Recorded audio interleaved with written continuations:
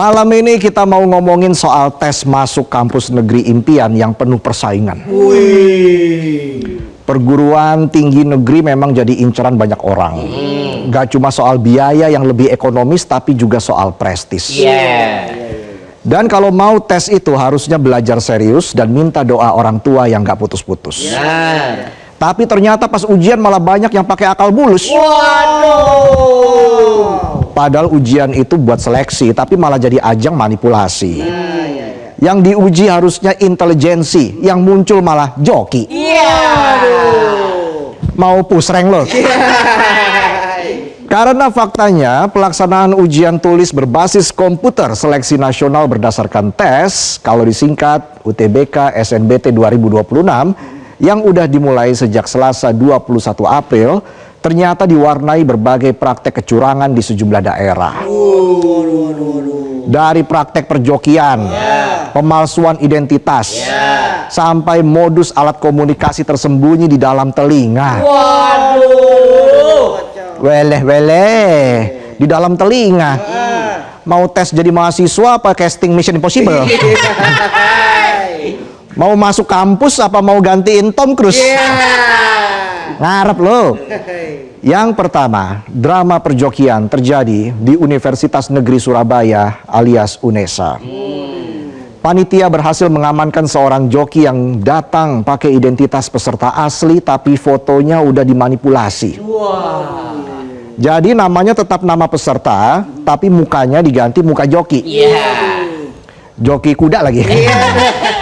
Udah kayak profil picture di Tinder. Nama asli tapi fotonya pakai filter. Jangankan orang lain, emaknya lihat juga pangling tuh.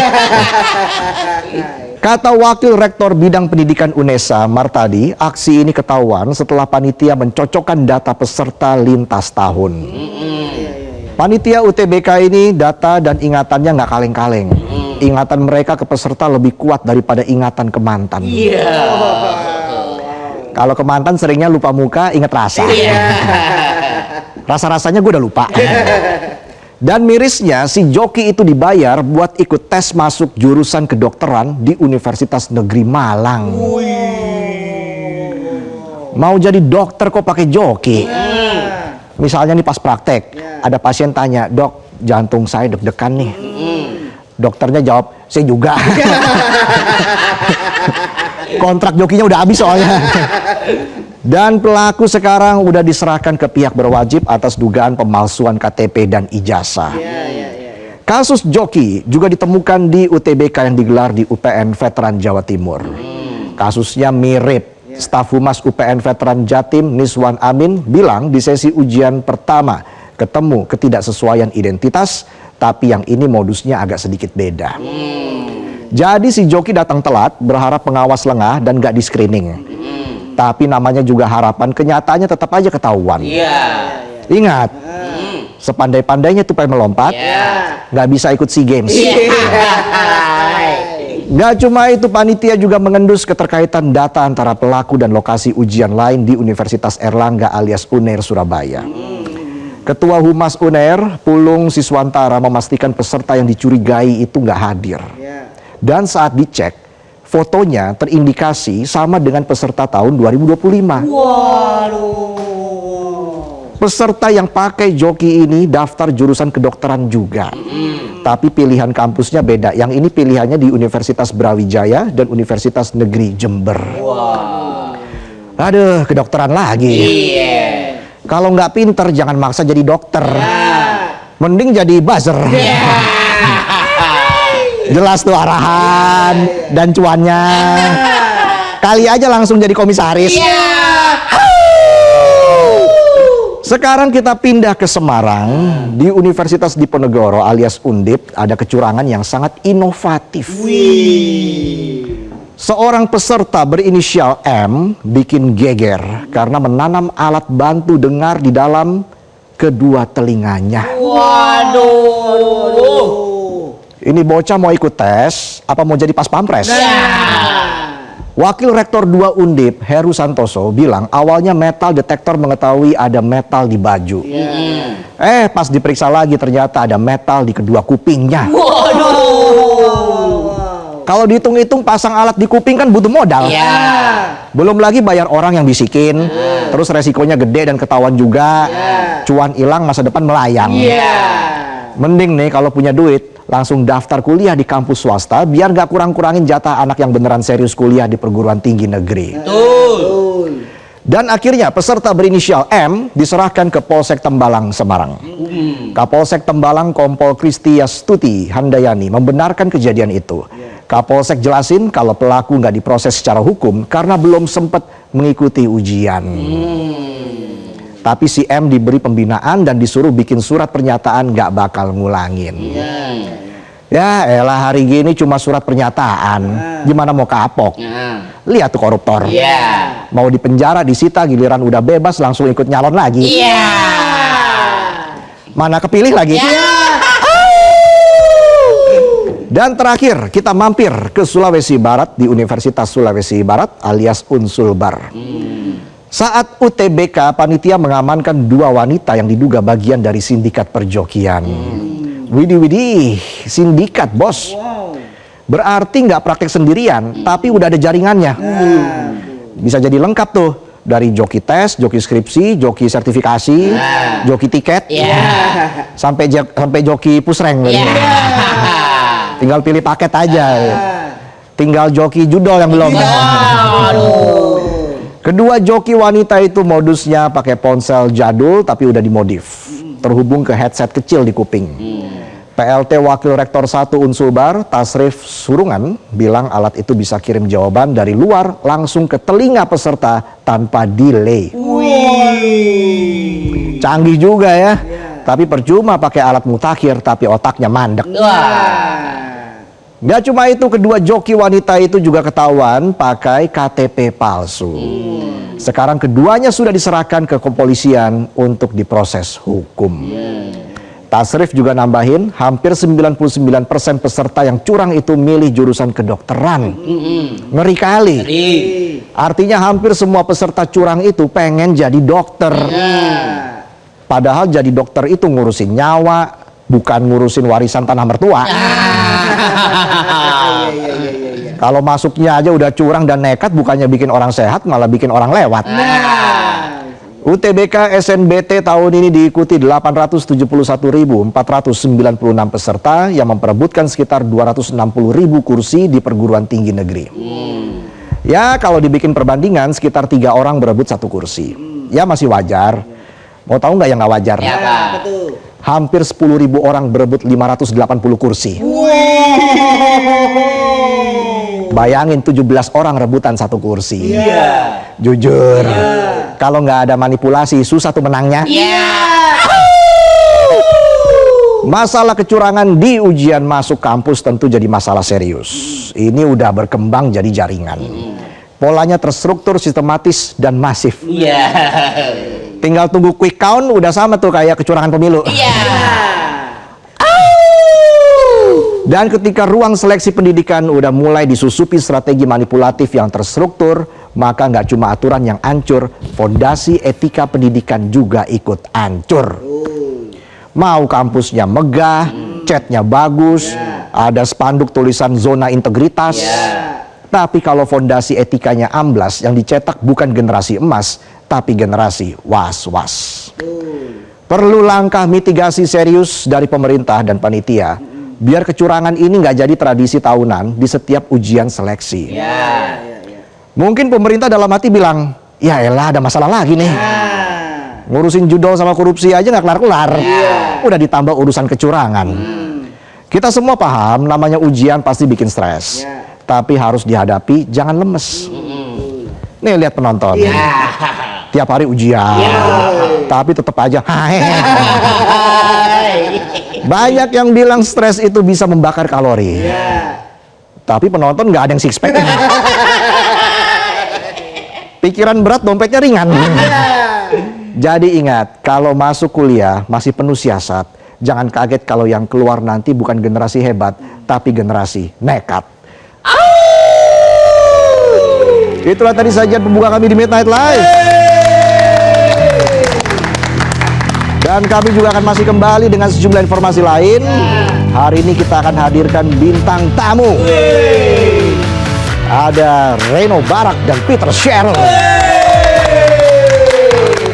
Kita akan bahas Juragan Zaman Now. Jangan lupa nonton.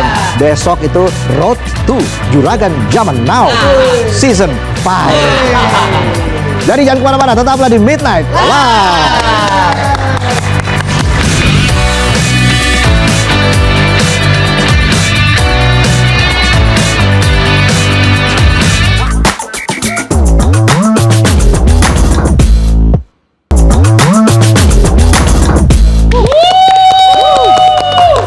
Kembali lagi di Midnight Live.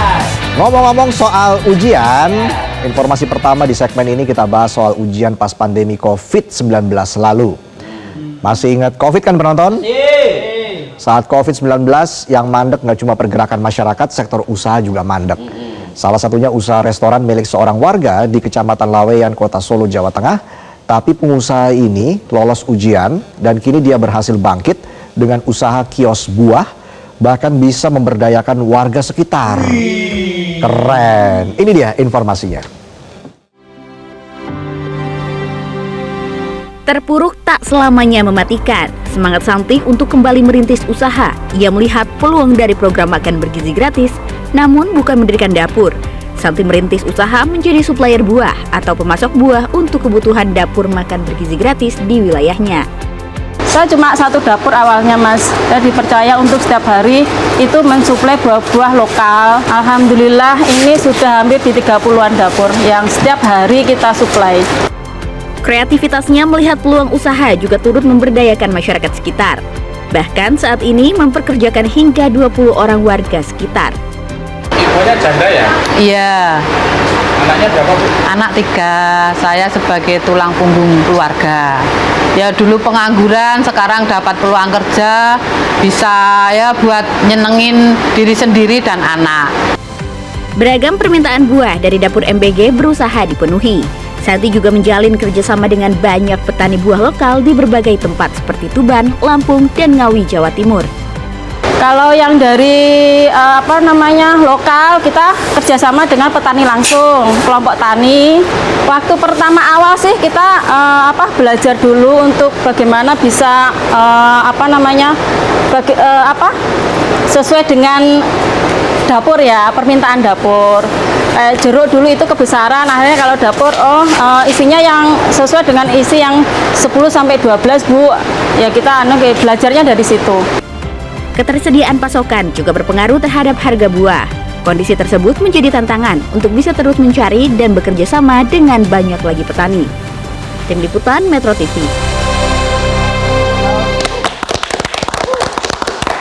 Masih soal usaha alias bisnis, kali ini ada beragam kisah menarik mulai dari sektor pertanian, energi sampai usaha mikro atau UMKM. Penonton ini UMKM semua.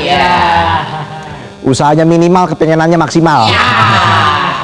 Jadi beragam usaha itu menunjukkan dampak langsung ke perubahan ekonomi mulai tingkat lokal sampai global. Dan berikut informasinya. Seorang petani muda di Pangandaran, Jawa Barat, sukses mengembangkan budidaya selada hidroponik dengan memanfaatkan greenhouse bekas kebun anggur di Desa Ciganjeng, Kecamatan Padaherang. Bersama kelompok Taruna Tani Mekar Bayu, mereka mampu memasok 1 hingga 2 kuintal selada setiap bulan untuk kebutuhan dapur Satuan Pelayanan Pemenuhan Gizi dalam program makan bergizi gratis. Kepastian pasar ini membuat para petani semakin semangat mengoptimalkan lahan produktif. Dari usaha tersebut, petani muda Ade Kusnandar mampu meraih omset sekitar 10 hingga 20 juta rupiah per bulan dengan harga jual selada di tingkat petani berkisar 30 hingga 35 ribu rupiah per kilogram. Selain memberikan keuntungan ekonomi bagi petani, pasokan sayuran lokal ini juga membantu menjaga kualitas bahan pangan di dapur SPPG sekaligus mendukung perputaran ekonomi di lingkungan sekitar. Merasa terbantu banget karena di saat kita budidaya yang harus diperhatikan itu kan pasarnya itu. Dengan adanya SPPG ini kita budidaya selada hidroponik, alhamdulillah pemasok kita bisa masuk ke SPPG dan diterima dengan baik di SPPG. Seorang pensiunan ASN di Kabupaten Poliwali Mandar, Sulawesi Barat, sukses mengembangkan budidaya selada hidroponik di greenhouse miliknya di Desa Rea Timur, Kecamatan Binuan. Dengan memanfaatkan lahan berukuran 12 kali 30 meter, ia menanam hampir 2.000 lubang selada menggunakan sistem pipa paralon dan sirkulasi air otomatis berbasis aplikasi. Proses budidaya dimulai dari penyematan bibit hingga panen yang dapat dilakukan dalam waktu 40 hingga 50 hari dengan perawatan ketat untuk menjaga kualitas tanaman tetap segar dan bebas hama. Hasil panen selada dipasarkan secara offline ke pasar tradisional maupun langsung ke kebun, serta secara online melalui media sosial. Permintaan yang tinggi terutama dari dapur SPPG untuk program makan bergizi gratis membuat usahanya berkembang pesat hingga menghasilkan keuntungan jutaan rupiah setiap panen.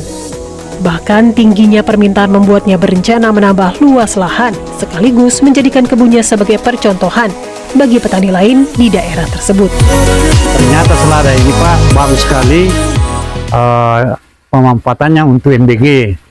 Nah, di mana ini pasarannya dijual ke masyarakat atau ke NBG, tergantung di mana ada pasar yang dulu menerima. Terus sebanyak ini Pak kurang lebih 1.900 lubang ini ke sana, 1.974. Jadi kalau dijual dengan harga 4.000 saja, ya dia sudah bisa mendapat 6 sampai 7 juta untuk pengelolaannya dan upah dan pembelian bahan-bahan dan segala macam. Bahan bakar nabati berbasis jerami Bobibos tengah menjalani tahapan pengujian bersama Kementerian ESDM yang akan dilakukan oleh Lemigas. Pengujian ini mencakup karakteristik dasar bahan bakar seperti sifat fisika kimia, stabilitas kompatibilitas mesin, hingga emisi dan dampaknya terhadap komponen kendaraan. Setelah tahap laboratorium dan uji performa mesin, produk ini akan memasuki uji jalan untuk melihat kinerjanya dalam kondisi penggunaan nyata sebelum menuju tahap lebih lanjut. Di sisi lain, sejumlah pihak dari luar negeri seperti Vietnam, Bangladesh, dan Malaysia disebut mulai menunjukkan minat kerjasama, meski produk ini masih dalam tahap pengujian dan belum dipasarkan sehingga masyarakat diminta berhati-hati terhadap informasi penjualan yang mengatasnamakan produk tersebut. Kita akan melakukan uji kondisi dengan Kementerian SDM dengan tahapan yang pertama adalah kimia fisikanya, yang kedua nanti ada di engine stand engine 1000 jam, dan nanti sampai pada road test. Endingnya adalah kita akan mengetahui Bobibos ini apakah masuk dalam kategori BBM atau BBN atau jenis bahan bakar baru. Eskalasi perang di Timur Tengah berdampak pada kenaikan harga bahan pokok global seperti kedelai dan plastik yang turut dirasakan pelaku usaha keripik tempe rumahan di Jakarta Selatan. Lonjakan harga bahan baku ini meningkatkan biaya produksi sehingga para pengrajin terpaksa menyesuaikan harga jual produk mereka. Salah satu pengrajin, Sandi, mengungkapkan harga keripik tempe yang sebelumnya Rp75.000 per kilogram kini naik menjadi Rp85.000 per kilogram. Meski terjadi kenaikan harga, jumlah konsumen masih relatif stabil. Namun daya beli masyarakat mulai sedikit menurun akibat penyesuaian harga tersebut. Kalau konsumen, alhamdulillah masih aman, masih tetap aja ya. Cuman ya ada sedikit dibilang penurunan sih, ya nggak terlalu signifikan lah kalau ada penurunan daya pembelinya ya. Harganya yang lebih dinaikin ya. Liputan Metro TV.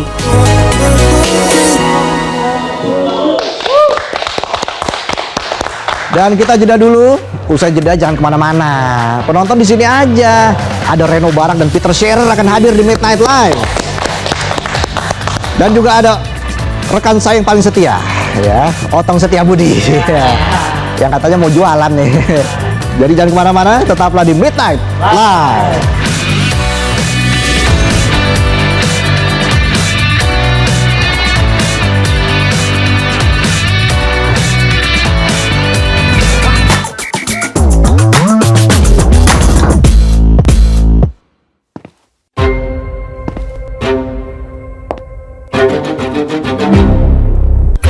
Hanya yang terkuat yang mampu bertahan. Penjualan kami nyaris tidak ada. Karena menjadi juragan bukan tentang siapa yang paling besar, tapi siapa yang berani melangkah saat yang lain memilih berhenti. Saya terpuruk saat ini bangkit karena ikut Juragan Zaman Now ini. Saya berkomitmen memasarkan produk ini secara masif.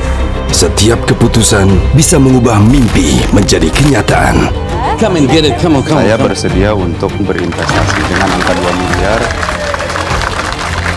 Inilah Juragan Zaman Now Season 5. Segera di Metro TV.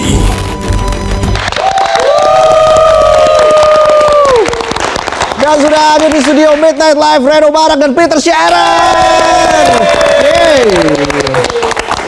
Selamat datang Pak Reno, Pak Peter. Terima kasih. Apa kabar Pak Reno? Luar biasa. Luar biasa gitu jawabnya penonton. Jangan mandek. Apa kabar? Luar biasa. Sekali lagi, apa kabar? Luar biasa. Pak Peter apa kabar? Luar biasa. Luar biasa gitu. Kalau Pak Reno nih paling malam tidur jam berapa ya? Ini kita undang malam-malam, ada waktunya loh, luar biasa. Pak Reno gimana? Nggak ngantuk kan ya? Enggak lah. Biasa begadang gitu ya? Tergantung hari tidurnya jam berapa. Tergantung hari? Oh, ada hari-harinya? Ada. Kenapa tuh Pak Reno perlu ada hari-hari Itu tidak bisa dibuka ke publik. Oh, iya. Saya juga takut buat bukanya. Pak Peter, ya. Terima kasih loh atas waktunya di Midnight Live. Wah. Iya dong. Demi Juragan Zaman Now, mau jam berapapun siap. Wes. Gimana Pak Peter perasaannya Juragan Zaman Now udah sampai season 5 loh? Masa? Loh, tadi kan ada promonya. Udah sampai 5 ya? Iya. Nggak berasa sih, nggak berasa. Semoga sampai season ke 555. Wih. Sampai 555. Berarti umur berapa tuh? Sekarang aja masih terlihat muda kok ya. Beda sama penonton ya. Kelihatan yang banyak utangnya yang mana ya. Kepikiran aja sama utang ya. Kalau Pak Reno di rumah punya ini nggak odol yang digulung itu yang udah habis? Saya kebetulan odolnya dari atas ke bawah, jadi nggak digulung. Bukan dari kiri ke kanan atau kanan ke kiri. Oke, saya nggak paham. Dari atas ke bawah tuh gimana? Ada yang pencetin maksudnya. Oh gitu. Nggak pencet sendiri tapi ada yang bantuin. Oh gitu. Iya. Ada pertanyaan titipan dari penonton nih, memang penonton nggak berani nanya sendiri. Saya yang disuruh nanya aja. Pak Reno pernah ngutang nggak? Ngutang pernah tentu. Oh pernah? Pernah. Yang paling kecil berapa Pak? Hutang pertama saya itu besarnya 5 franc, Swiss franc, mungkin 70.000 rupiah gitu. Oke. Untuk beli sandwich di saat saya sekolah, dan ngutang pertamanya dari kakak saya sendiri. Ngutang ke kakak? Iya. Langsung dikasih itu? Dikasih, walaupun dia juga seret gitu, tapi ya udahlah, kan adek gitu. Iya. Waktu ngutang sempat ngelus-ngelus dengkul gitu. Kak, tolongin Kak gitu. Nggak inget sih. Saya masih kecil banget itu. Oke. Ngutangnya 5 franc ya. Beda sama penonton ya. Ngutang buat bayar token listrik ya. Pernah ngisi token listrik Pak Reno? Belum. Oh. Belum pernah. Belum pernah. Nggak tertarik Pak? Ya suatu hari insya Allah. Suatu hari nanti. Wah. Tapi saya yakin Pak Reno dan juga Pak Peter pasti pernah makan di pinggir jalan. Iya dong. Tapi sambil angkat kaki nggak? Nah itu dia, pernah nggak kayak gitu dari Pak Peter deh? Oh sering dong. Sering? Lebih adem kan kalau kaki satu diangkat. Lebih adem ya? Iya. Ada. Banyak anginnya. Gimana Pak Reno, bener kan? Pernah dong, pernah. Pernah ya? Apalagi kalau becek itu di bawahan sambil. Oh,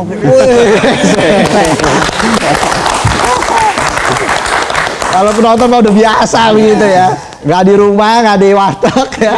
Saya juga sih. Emang bener banyak anginnya gitu. Apalagi kasih kipas angin depannya kan. Nah, sebelum kita bahas soal Juragan Zaman Now yang sudah memasuki season 5, ada juga nih calon bisnismen handal yang akan presentasi langsung di depan panelis. Siapa dia? Dia siapa? Ini dia rekan saya yang paling setia karena namanya Otong Setiabudi. Lagi ngapain Tong? Ngocok-ngocok. Apaan tuh? Ini spesial saya mempresentasikan di depan panelis ini. Saya calon peserta Juragan Zaman Now season 6. Masih season 5 ya? Iya, masih saya lama. Daftar dulu aja deh sekarang. Iya. Ini saya produk saya namanya MBG. Apa tuh? Maca buatan gue. Kirain maca, Ci. Ini maca kalau yang diminum membuat air mata. karena nggak enak ya. Ini idenya udah saya pikirkan sejak setengah jam lalu. Baru dong itu. Dengan resep spesial, macanya dibeli di warung depan. Udah beli 2 renceng loh. Modalnya simpel banget nih modalnya. Modalnya cuma 2 nih. Nekat sama omongan doang. Langsung aja kita cobain ya. Nggak mau ah? Nggak mau. Saya juga ogah sebenarnya. Ini kita cobain deh. Boleh ya kita praktekin ya. Ini pertama kita siapin gelas ya tentunya sebelum kita tuang nih. Dan juga kita kasih es batu. Sangat higienis sekali pokoknya. Pakai tangan. Batu ini ya. Kita masuk es batu. Spesialnya apa? Dikasih kerupuk kulit. Aneh kan? Nah, kita kasih kerupuk kulit lalu kita kocok dulu nih biar angetnya jadi dingin. Kita tuang. Ya, tunggu kerupuknya jadi alot. Nah, kita minum nih ya. Yakin nih? Minum.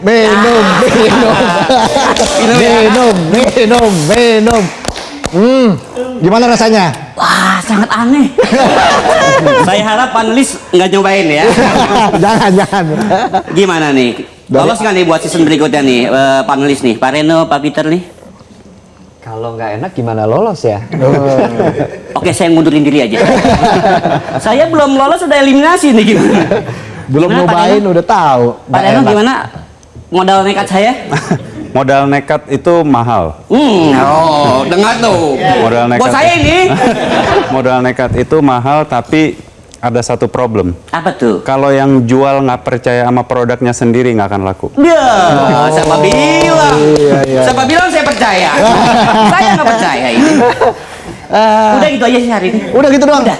Saya ada produk lain. Nggak usah. Udah. Sih nggak usah coba. Ya, nanti malah keracun. Saya udah mulai sakit perut nih. Kira-kira tahan berapa lama bisnis ini, Pak Peter? Tahan berapa lama? Nggak akan tahan sih. Nggak akan Tahan ya. Sini Tong, kita ngobrol dulu sini. Oke. Bentar ya, saya bawa handphone. Mau adu-aduan saldo sama Pak Reno. Ayo kita adu kecil-kecilan yuk. Nggak berani. Tong, lu di sini dong. Di sini, oke siap. Iya. Apa nih gimana? Kan lu pengen buka usaha katanya. Iya. Modal dari mana modal? Mertua saya kebetulan. Tanahnya luas ya. Udah, itu aja loh. Ya, itu kan tangan saya ke mertua doang. Ada pertanyaan nggak buat Pak Reno sama Pak Peter nih? Di sini? Ini kan banyak makanan lokal ya. Makanan lokal apa kesukaan Pak Reno dan Pak Peter? Dari Pak Reno deh. Saya martabak manis. Oke. Saya selalu suka nasi goreng. Nasi goreng. Sama kayak saya. Calon-calon orang kaya saya. Salah sih, percaya enggak? Kalau enggak juga nggak apa-apa. Tapi di rumah pasti odol yang digulung udah banyak kan? Udah digulung digunting lagi. Kita masukin tuh. Ya kan? Baru. Pak Reno nggak punya gayung lope. Ya. Lu punya ya? Punya dong. Gayung lope tahu nggak Pak? Tahu. Tahu ya. Tahu juga. Jadi malu saya. Nah, Pak Reno, udah season 5 nih, apa harapannya buat Juragan Zaman Now? Ya pasti kita ingin lihat UMKM tuh naik kelas ya, sesuai tagline-nya Juragan Zaman Now. Saatnya UMKM naik kelas. Ya. Dan di setiap season tuh kita selalu melihat peserta-peserta baru dengan semangat baru, ide-ide baru, dan tentunya orang-orang seperti Coach Peter, Coach Tom, dan lain-lain itu kan mengkurasi para peserta yang tereliminasi mungkin next time better, yang udah masuk ya saatnya berkompetisi. Tapi kita ini hanya memberikan platform dan kita juga sifatnya itu bukan mau menggurui, tapi ingin bermitra supaya UMKM ini bisa naik kelas dan bisa leverage atau bisa memakai network kita atau dana kita untuk mengekspansikan bisnisnya tersebut gitu. Jadi kita itu hadir sebagai ya platform untuk menyemangatkan UMKM Indonesia lah, kurang lebih. Karena kita percaya UMKM tuh ya menjadi salah satu driver ekonomi Indonesia yang penting gitu. Betul, dan tentunya Juragan Zaman Now hadir untuk membuka jalan bagi para pengusaha-pengusaha muda untuk bisa terus mempromosikan usahanya, bahkan bisa harus lebih sukses lagi. Iya Tom. dong. Iya. Ini penonton juga UMKM juga nih. Usaha menengah kecil Metro TV. Gimana penonton? Ini pertanyaan lagi. Hah? Ada yang nanya katanya Pak Reno pernah rental PS. Pernah, saya yang rentalin. Oh iya, dari kecil udah usaha ya. Tom, katanya dong, lu kan pengen usaha, katanya pengen buka usaha apa katanya tadi? Saya itu Itu doang. Katanya banyak tadi. Banyak sih. Menurut saya kan taekwondo nih. Kalau ini betulan nih kayaknya. Sekalian. Ikut dong, ikut. Ikut sih boleh, tapi emang usia menurut saya kan udah tua. Boleh nggak sih ikutan sih? Ya boleh lah. Apa saya wakilin aja ya? Tapi kan saya ada ini. Nggak ada batasan. nggak ada batasan ya? Oke, saya WhatsApp. Nanti langsung Iya di dihubungin rumah, ya. di rumah santai aja. Soalnya kan lu ada cicilan motor katanya. Motor, mobil juga. Nah, kalau buat Pak Peter, tentunya Juragan Zaman Now udah season 5, wah luar biasa. Tantangan yang masih paling diingat sampai sekarang apa nih, Pak Peter? Tantangannya sebenarnya semakin tantangannya lebih gini, semakin season tuh kompetisinya semakin ketat. Jadi pasti akan semakin sulit buat para panelis buat menentukan siapa terjuragan gitu. Iya. Nah kalau buat coachnya justru semakin season semakin enak karena mereka semakin teredukasi dari season-season sebelumnya dan kita makin lebih mudah mengarahkan. Belum lagi sekarang udah banyak sekali teknologi AI yang membantu mereka dalam presentasi dan mempersiapkan semuanya sih. Oke, jadi lebih ketat lagi dan tentu penjuranya juga harus lebih selektif ya. Betul. Untuk menghasilkan juragan-juragan yang terbaik. Iya. Mau jadi juragan? Menurut saya udah belum ikut udah jadi juragan. Kan kontrakannya banyak. Oh iya. Ya juragan kontrakan. Oh gitu. Tiga luar pintu. biasa. Dikit itu Pak. Dikit ya. Pak Reno, kalau misalnya Pak Reno nih dikasih kesempatan nyobain profesi lain, 1 hari aja mau jadi apa? Profesi lain. Jadi petinju kali ya. Wih. Ngapain lo? Kenapa Pak pengen jadi petinju? Hobi. Hobi. Hobi. Jadi selama ini olahraganya selalu tinju. Iya, betul. Wow. Mungkin seserius saya bekerja, saya bertinju. Oh iya? Oke. Nah, kebetulan kita punya samsak baru nih Pak.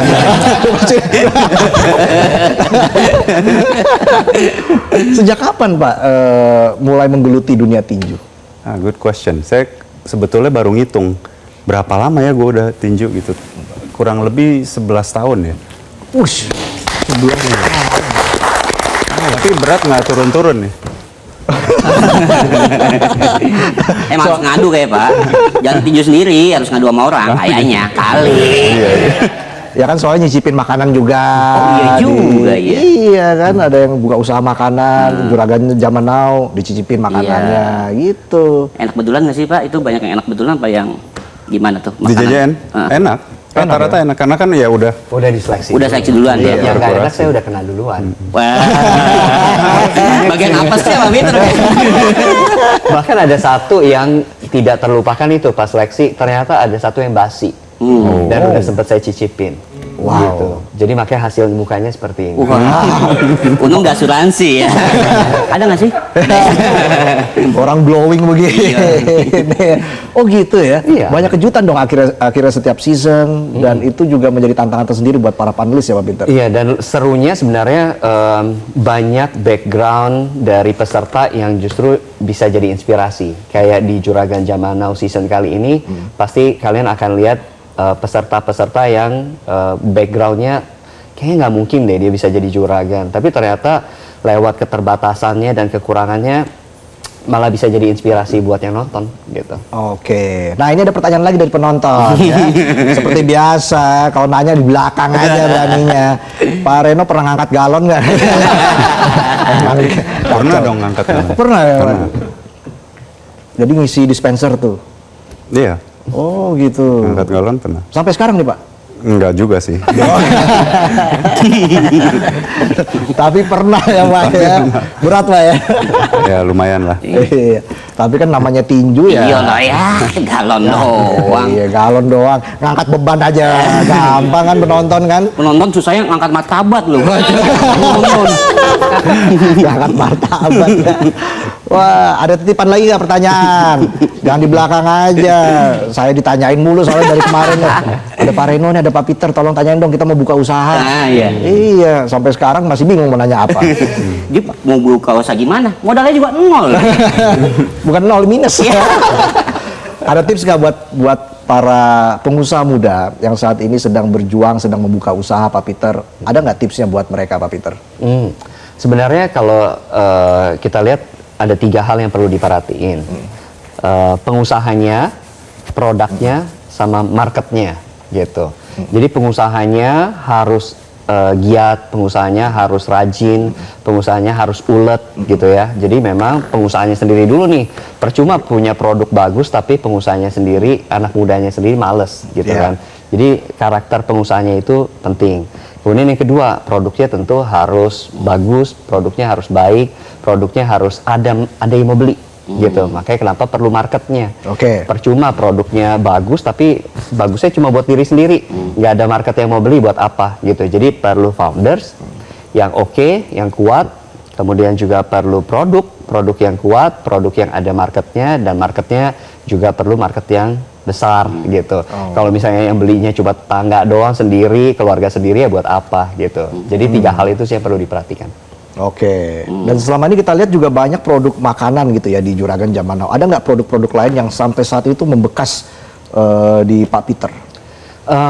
Produk yang paling membekas di saya sebenarnya banyak ya. Makanan ini ya. Non kuliner. Mungkin yang selain makanan juga bisa. Ini yang saya lagi pakai nih. Ini salah satunya loh, makanya saya pakai. Saya M loh Pak. Boleh ya. Ada badannya kalau ada. Saya M juga. Langsung aja. Saya kan L gimana? Penonton XL.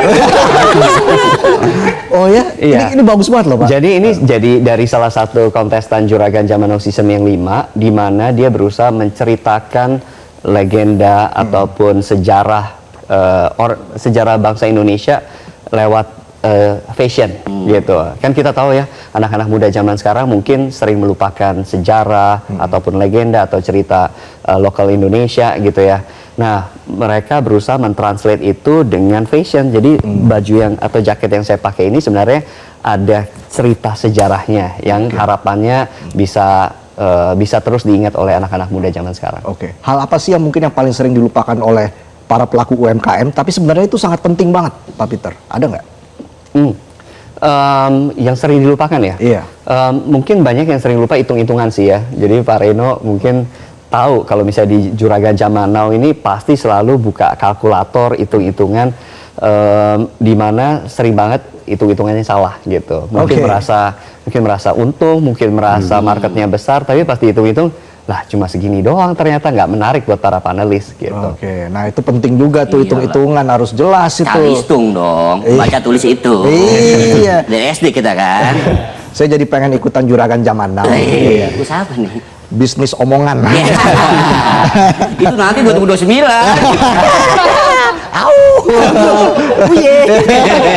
Banyak tuh ya. Mungkin. Oke, apa sih dari perspektif Pak Reno ya, sebuah brand yang bisa nempel banget dengan seseorang itu karena apa biasanya? Buat saya tuh brand tuh seperti karakter orang. Brand itu harus punya identitas, harus punya personality, harus berbicara ya. Kalau kita melihat sesuatu logo atau suatu brand, itu kita tuh merelate-nya ke harga berapa, siapa yang beli, kurang lebih ada di mana. Jadi kalau balik ke pertanyaannya, apa yang akan stand out dari brand? Ya kita mau ketemu orang yang biasa-biasa aja mau diingat, atau mau jadi seorang yang eksentrik dan sering diingat. Ya kan, kalau dia tiba-tiba salto dulu baru salaman, wah ini gue nggak bisa lupa nih orang. Nah, itu kan sebetulnya kebebasan berkreativitas dalam bisnis kan. Betul. Itu dong, kalau mau diingat gitu gampang kan. Saya lagi sakit punggung. Gitu ya. Jadi kalau menurut Pak Peter ya, kesuksesan itu datang dari timing atau kerja keras? Dua-duanya sih. Harus ada dua-duanya. Kita harus kerja keras terus sampai kesempatan itu, timing itu datang, momentumnya tepat gitu. Gitu penonton, kerja keras terus ya. Walaupun memang belum ada kesempatannya ya. Nanti dia momentumnya pas gajian doang. Ada lagi nggak dong? Tanya lagi dong, mumpung masih di sini. Saya Gorgi saya. Grogi. Oh iya, Grogi. Gorgi. Pernah ngutang nggak, Otong? Masih. Every day. Aduh. Cara membuat bisnis itu bertahan itu kan nggak gampang ya, Pak Reno, Pak Peter, butuh formula, ya. Kayak Midnight Live ini kan butuh formula nih ya, biar bisa terus tayang. Butuh komitmen, semangat. Nah, menumbuhkan jiwa entrepreneurship di dalam diri seseorang.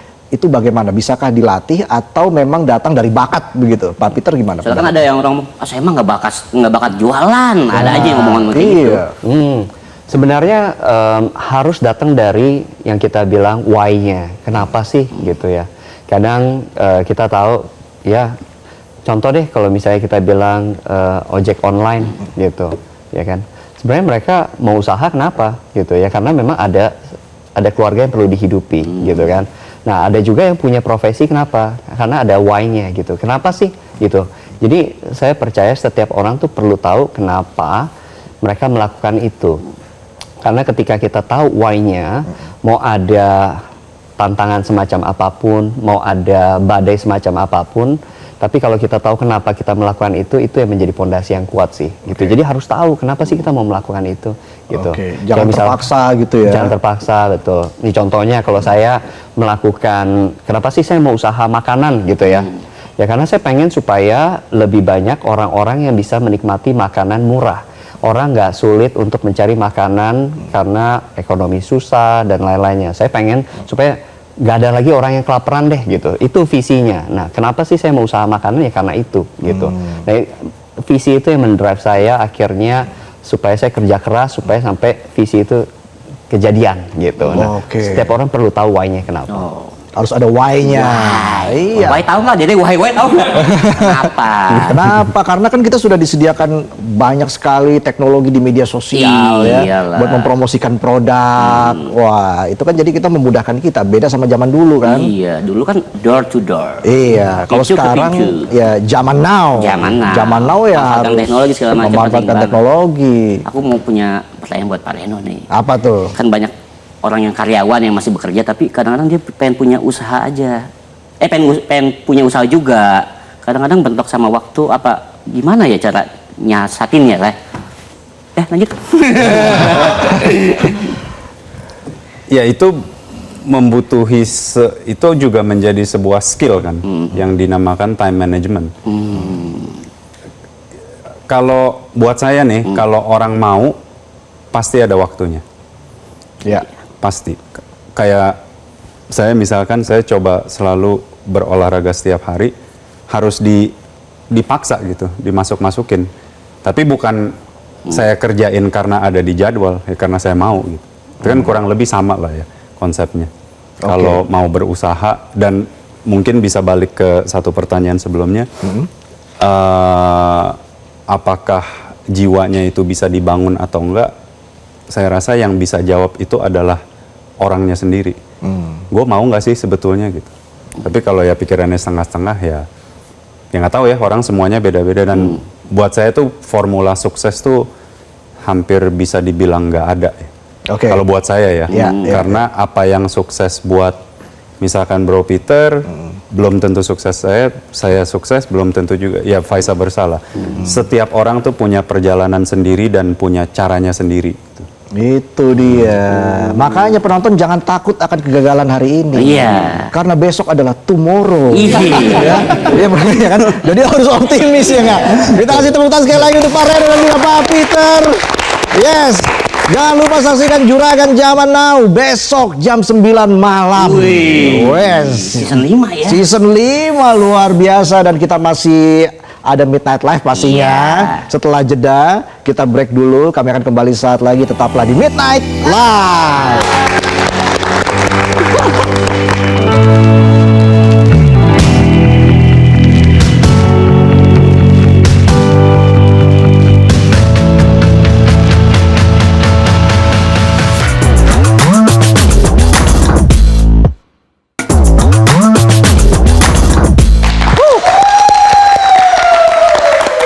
Kembali lagi ke Midnight Live. Giliran lo baca, Tong. Ini gue lagi duduk bekas Reno Barak. Siapa tahu ketularan kaya. Iya, amin. Tadi kita habis ngobrol sama para juragan. Iya. Jadi saya kebawa vibes-nya kayak juragan juga. Iya dong. Biar relate sama para juragan. Kali ini kita punya informasi nih. Informasi soal jam tangan mewah. Monyong-monyong soal jam tangan. Ngomong-ngomong. Reputasi Swiss sebagai jagonya pembuat jam tangan, saya nggak ada lawan. Tepatnya di kota Genoa. Ya, nggak cuma jadi tuan rumah jam tangan branded, tapi juga kiblat bagi kolektor. Ini dia informasinya.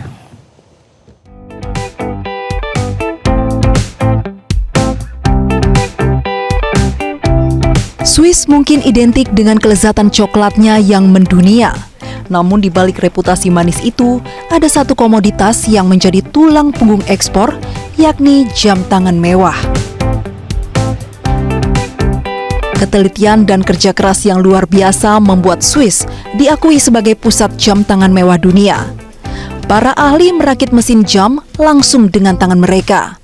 Mereka berkutat dengan komponen yang ukurannya lebih kecil dari 1 mm, di mana selisih ukuran sekecil rambut pun sangat diperhitungkan. Inilah kerumitan yang menjadi nilai seni tertinggi sebuah jam mekanis. Sejarah industri ini dimulai pada pertengahan tahun 1500-an saat aturan agama melarang perhiasan di Jenewa. Para perajin emas pun beralih membuat jam hingga keahlian ini menyebar ke pedesaan dan menjadi industri raksasa tanpa harus memiliki pabrik modern yang kaku. Switzerland is the heart of watchmaking basically, and what happened is that there were a lot of farmers in Switzerland, and during summer they were farmer, but in the winter they had to find different things, so they started making little parts of watches and clocks and become suppliers to watch brands that basically collected all these parts from different farmers or watchmakers or watch part makers in Switzerland and put them together and then sell them worldwide. Di Jenewa sendiri, jejak industri ini ada di mana-mana. Butik Rolex, Patek Philippe, hingga Omega yang berusia lebih dari seabad berderet di sepanjang jalan. Setiap tahunnya, kota ini juga menjadi magnet bagi dunia lewat ajang Watches and Wonders. Ribuan jurnalis dan kolektor datang bukan hanya untuk belanja, tapi untuk menyaksikan inovasi terbaru.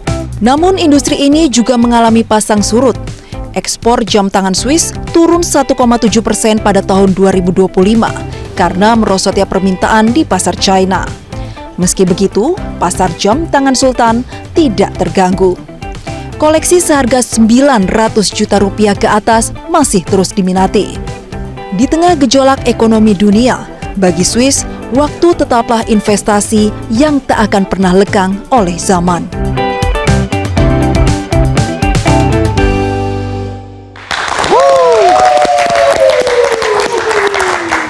Ya, pastinya semoga semua penonton bisa jadi juragan. Iyalah.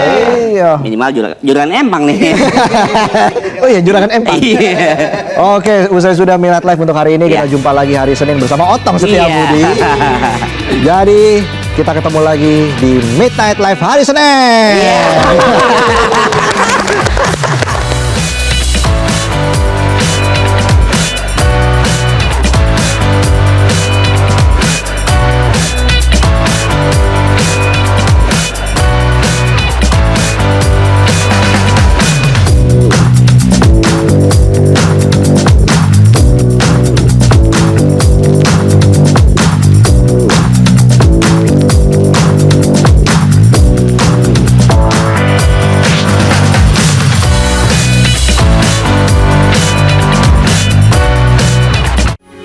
Metro TV.